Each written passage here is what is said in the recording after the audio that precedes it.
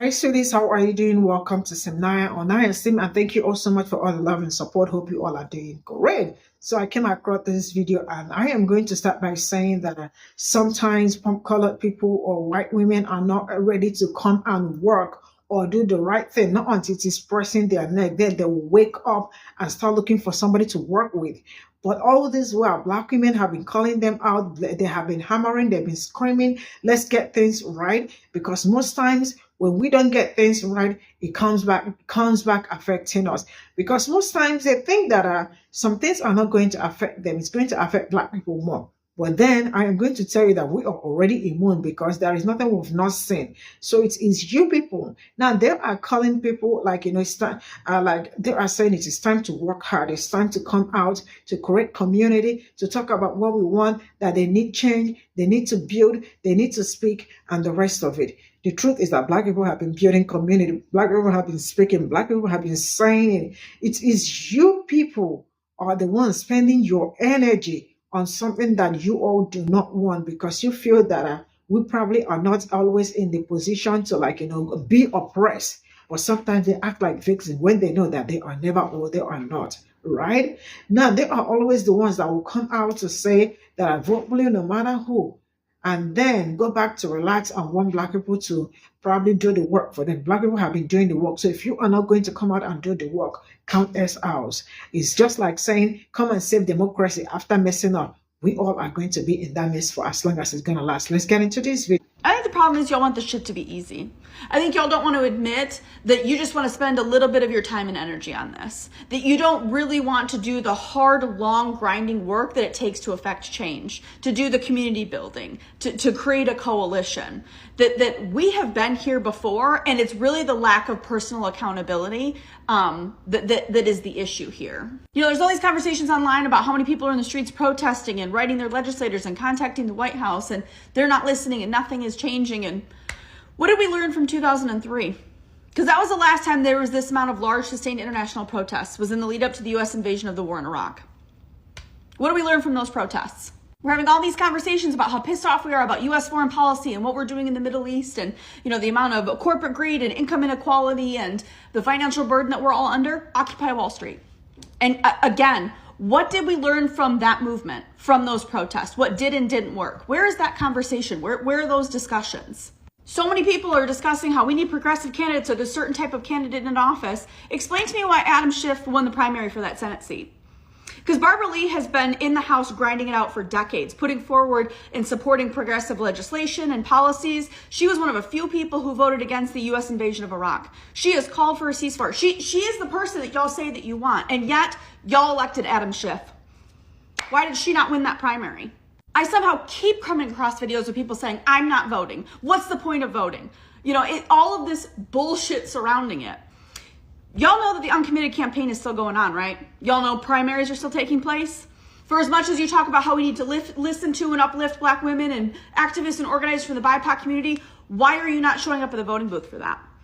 Because the amount of conversations online about this, those uncommitted numbers should be much higher. So explain to me why it is that they're not.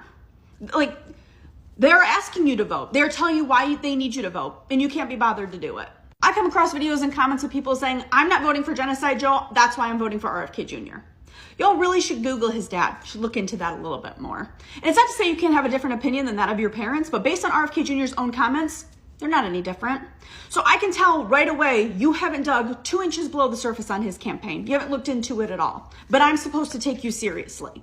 Because that's the thing, this stuff is really hard. It takes a really long time because we don't show up in ways for it not to. It took Stacey Abrams 10 years to flip Georgia. And how did the voters thank her? By electing Brian Kemp as governor. And it's not to say because she did that, she somehow owed the governorship, but it highlights how much we don't put our money where our mouth is, that we do not stand behind our words with actions. It's astonishing to me that Hillary Clinton said in an interview that women abandoned her in 2016. No, Hillary, white women did. And the fact that you still don't realize that highlights the larger problem. Barack Obama used to say the most important office in government is citizen. I don't think enough people understand what he meant by that, what that means, and the responsibility behind it.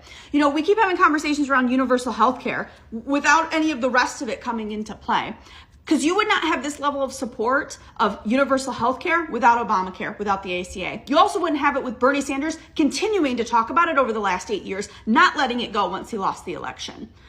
Like, do y'all not remember how that ACA vote went in 2010? Do y'all not remember people showing up at the town halls before that, screaming and yelling and freaking the fuck out? Do y'all not remember that after Democrats cast the vote for the ACA, they walked out of that building and the Tea Party protesters outside were yelling racial slurs and homophobic slurs and literally spitting on members of Congress? Where's the conversation? Like, I understand that 34 Democrats did not vote for that bill. I also know that there were a number of Democrats who did, knowing it would cost them re-election. Aren't those the type of candidates we constantly say that we want? That those are the people we want in power? That they're casting votes not for an ideological reason or for money or for power, re-election, but because it's good for the American people? That it's the right thing to do?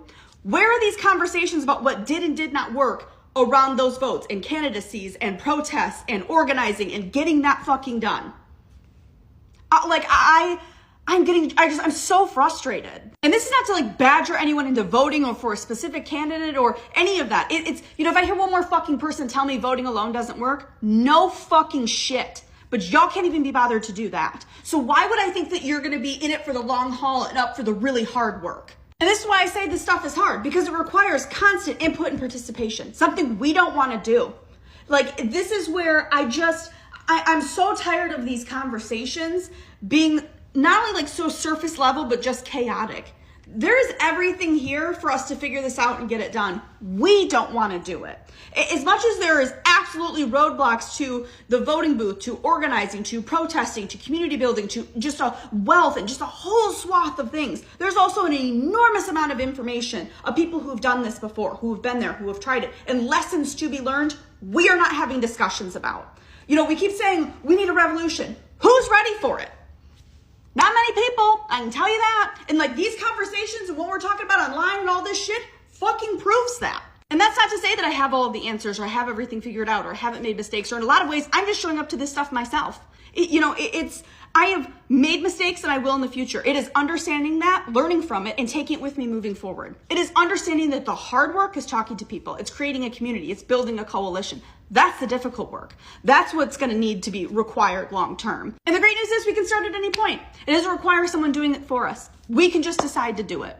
You can just decide that you're going to start creating a community and talking to people and building a coalition and learning more. You can have an opinion about something and change your opinion on it because you've learned new information. It's understanding you will make mistakes. It's part of it. As long as you're learning from it going forward, that's the most important thing. We can decide at any point we're ready to start doing this because we're ready for the change. But I think it's really important to understand what that's actually going to mean. That it's going to be long, hard, difficult work, that there will be setbacks and failures, but that we have to stick with it.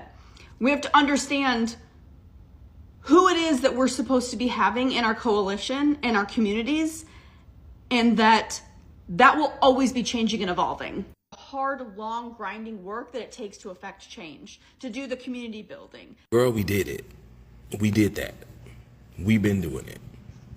We did it. Hence why Genocide Joe is sitting in office today, because we rallied, we gathered, we spread awareness, we did it through the BLM situation. We've done it. And each time we've successfully, achieved these goals that y'all said that we had to achieve. We've watched these same politicians, these same people that told us that if we elected them, they had our back, turn their backs on us the minute they got in office. The minute they had the chance, they turned their backs. We've done it. And now we're done.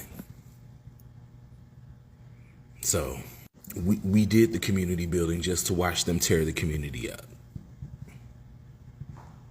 I think that's what a lot of you all who are on this type of mindset keep forgetting, is that we've done the work.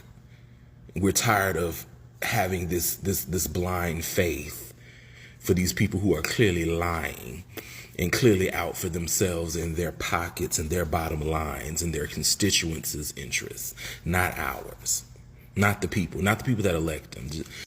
So miss us with all of this. You want to go browbeat somebody, go browbeat the politicians that lied to you, that had you out here campaigning and doing everything, breaking your neck to get to the polls to get them in office just for them to lie to you. You need to go browbeat them.